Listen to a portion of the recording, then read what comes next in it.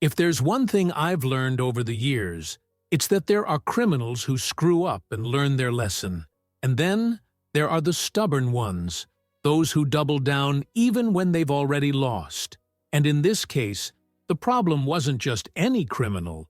The problem was dyed blonde hair, a tablet always in hand, and an uncontrollable desire to run other people's lives. This woman, the self-proclaimed president of the neighborhood HOA, had been trying to annoy me for months, which was funny, because I wasn't even a member of the association. I bought my ranch outside its boundaries. I paid my taxes properly. I looked after my land, and I didn't give anyone any satisfaction. But apparently, just the fact that I existed bothered this woman. First, it was a warning about the state of my fence. My fence, on my land. Then came an attempt to stop me from driving my noisy pickup truck through the streets of her neighborhood, as if a public road was her private property. And now she crossed the line. I woke up early that morning, ready to go to the police station as usual. But as soon as I left the house, I noticed something strange on the dirt road that led to the main thoroughfare. There were a lot of no-passing signs, cones scattered from one side to the other, and right in the middle, strips of metal thorns, the kind used to puncture tires. This had to be a joke. I got closer, still not quite believing what I was seeing, and that's when I noticed a black car stopped just beyond the roadblock. Two guys got out of it, looking as authoritative as they were ridiculous, dressed in uniforms that looked like they'd been bought on a cheap costume website. One of them raised his hand and made a stop gesture. "The road is closed. Order of the HOA." I paused for a moment, absorbing the absurd phrase I'd just heard. This guy really thought he could stop me from passing on my own road with an order issued by an association I wasn't even part of. I took a deep breath, trying to process the monumental idiocy of that scene. "And who exactly authorized this?" I asked, crossing my arms. The man pointed to the other side of the road, and it was then that I saw the poor woman standing there, watching everything from afar as if she were a general supervising his troops. Ah, now it made sense. This woman wanted to stop me from using my own road, so she decided to just close it like she was playing The Sims. And as if that wasn't enough, she had the audacity to hire these two clowns to pretend to be policemen or some kind of authority. But there was one little detail she forgot. I'm the town marshal, and she just made a colossal mistake. The scene was so absurd that I almost admired the woman's audacity. Almost. Two guys dressed in cheap uniforms trying to pass themselves off as officers. A makeshift barrier with cones and spiky banners, as if I lived in a war zone. And, of course, her, with her arms crossed on the other side of the road, watching everything like a real neighborhood dictator. Did she really think this was going to work? That I, a long-serving deputy used to dealing with real criminals, was just going to turn around and accept this nonsense? I took a deep breath and approached the two jerks dressed as policemen. Now that I was closer, I could see the details of their uniforms. The insignia was generic, with no name, no real badge, just a bunch of vague phrases like HOA Special Security Force. Seriously, one of them put his hand on his belt, trying to look menacing, but all I could see was a toy radio and a key ring hanging where a gun should have been. "As I said, sir, the road is closed. Order from the HOA. You need to find another route." I stared at the man for a moment, absorbing the stupidity distilled in those words. "Do I have to?" He snorted, realizing that I wasn't reacting like any other frightened resident of the neighborhood. "Yes, sir. Mrs. Karen has determined that this path can no longer be used without prior approval. So that was it? Now I needed a VIP pass to drive on my own road?" I slowly turned to face the woman. She stood her ground, but took a step back when she realized I was coming towards her. "What the hell do you think you're doing?" I asked, keeping my voice steady. She raised her chin, trying to maintain her pose of authority. "I'm just looking out for the safety of the neighborhood. This constant truck traffic ruins the streets, and scares the residents. We've decided that this road needs to be closed to protect our community. We decided.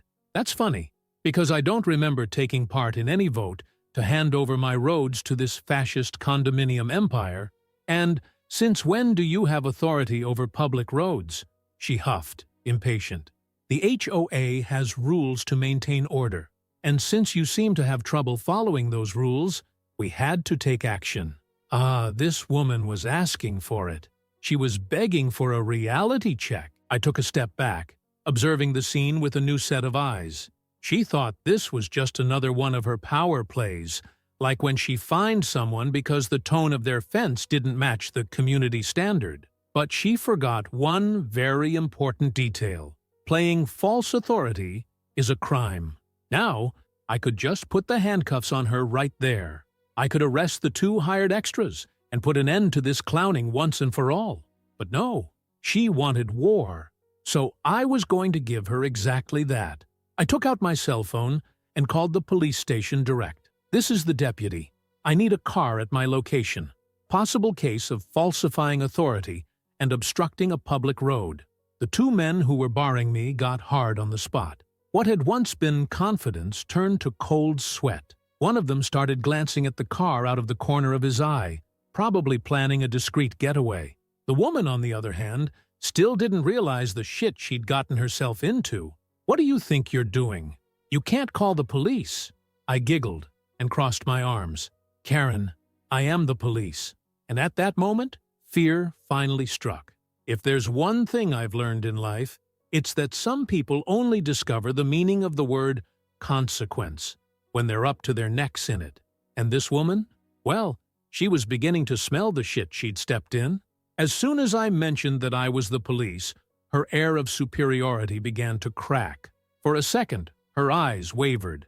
But, like anyone who refuses to accept that they've lost, she quickly caught her breath and doubled down on her stupidity. You can't do that. This area is under the jurisdiction of the HOA, and we have the right to regulate local traffic. That was a good one. She was literally making up laws in front of me. Before I could respond, a very satisfying sound cut through the silence, the siren of the car.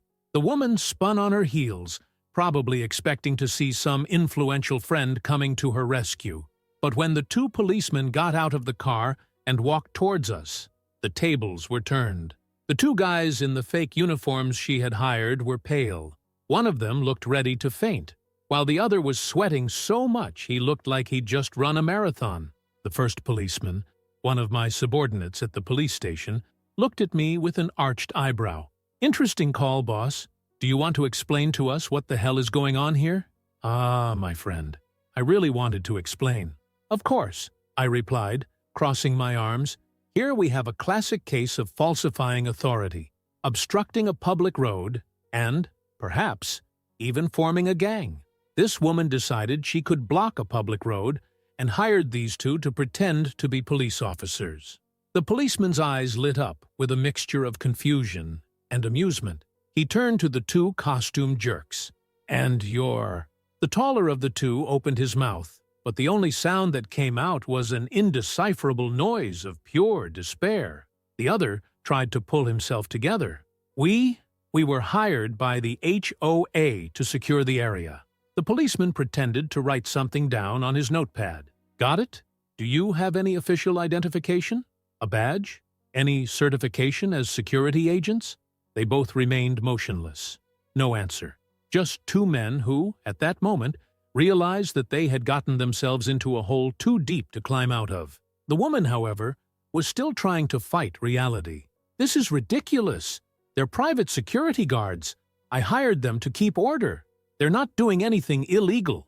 The policeman sighed, closing his notebook. Right. So, tell me, ma'am, who authorized the installation of these thorn strips on the road? Silence. The other policeman, who until then had just been watching the situation with a bored look on his face, pointed at the objects scattered on the ground. Because, if I'm not mistaken, this is considered a risk to public safety. You've set traps in an open traffic lane. That could cause serious accidents. Now the woman was completely speechless. She knew she had screwed herself. Well, I was enjoying every second of this spectacle. At this point, several neighbors started coming out of their houses, peeking in to see what was going on. Some people filmed discreetly, while others murmured amongst themselves, clearly wondering what the hell the HOA had gotten up to this time. And then came the moment I had been waiting for. The first policeman turned to me. "Do you want to make the arrest, or would you prefer me to do the honors?" If I were a better person, I might have felt a twinge of pity, but I'm not. So, with the biggest smile I could muster on my face, I looked straight at that woman and said, "Karen, you're under arrest." And that's when the hysteria started.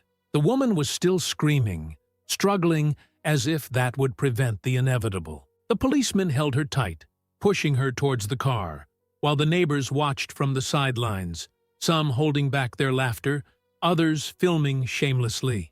The woman who had ruled the neighborhood with an iron fist for years was now just an out-of-control woman, handcuffed and about to see her world fall apart.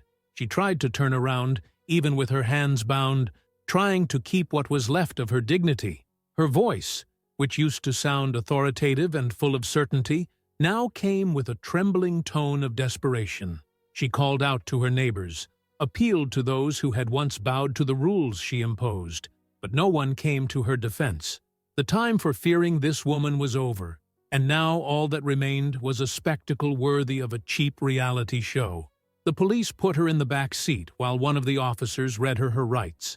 She didn't listen. She was too busy staring at me, as if she could reduce me to dust just by looking at me. For the first time, she wasn't the one giving the orders. For the first time, there was no one to bend to her absurd demands. For the first time, she was reaping what she had sown. When the policeman slammed the car door, she leaned forward, taking the last opportunity to challenge me.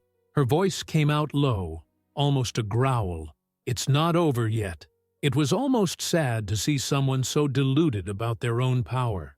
I smiled, enjoying that moment as if it were the first cool breeze on a hot day. Of course not. You still have a long way to go. In court. The car drove off slowly, and as soon as it turned the corner, I heard a sound I'd never imagined I'd hear in that neighborhood.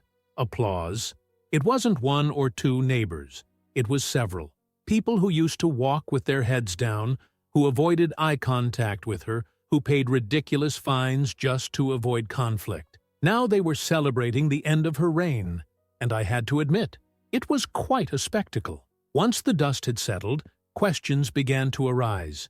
If she had the nerve to block a road and hire fake policemen, what else could she be hiding? The answer came quickly. A group of more attentive residents decided to review the HOA's finances, and what they found was enough to turn the neighborhood upside down. Not only was the woman using the fees to hire sham security guards, but she was also paying for minor renovations to her own home. Security cameras? Paid for with money from the association? New irrigation system for her garden? Also, the scandal exploded like a bushfire, and what was left of her influence turned to dust.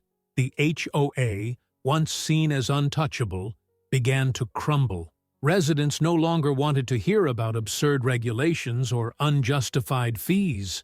In a lightning vote, the board was dissolved, and for the first time in years, people could simply live without fear of finding a fine on their doorstep for ridiculous reasons. As for the woman, the charges against her were many: obstructing a public highway, falsifying authority, illegal possession of traffic control equipment, conspiracy to commit fraud. The list went on. Her lawyers tried to claim that she was only acting for the good of the community, but the videos, the photos, the neighbors' testimonies, everything showed that she was nothing more than a tyrant who was finally arrested. The fake policeman didn't get off scot-free either. One of them got a lighter sentence, since he had no direct involvement in setting the traps, but the other, the genius who tried to run away, was less fortunate. He ended up spending a few months in jail, and the last I heard was that he was trying to rebuild his life in another city. The days went by, and the dust began to settle. Without her presence, the neighborhood became lighter. People began to talk more, to interact without fear of someone pointing out a crooked fence or a garden with unregulated flowers. It felt like a huge weight had been lifted off everyone's back. My road was free again, with no cones, no thorny lanes, no fake policemen trying to stop me. Every time I drove that way, I smiled a little, remembering the scene of that woman screaming as she was taken away. And the best thing of all? It was recorded forever on the internet. The recording of her arrest became a local legend. Whenever a new resident arrived and asked about the old HOA, someone would pull up the video and show how things used to be. Over time, it became a kind of unofficial warning. We don't tolerate tyrants here. And if there's one thing I've learned from this whole situation, it's that some people think they own the world. They think they can create their own rules, ride roughshod over others and get away with it. But eventually, sooner or later, reality comes calling. And I had the pleasure of seeing it happen right before my eyes. If you liked this video, don't forget to leave a comment and a like.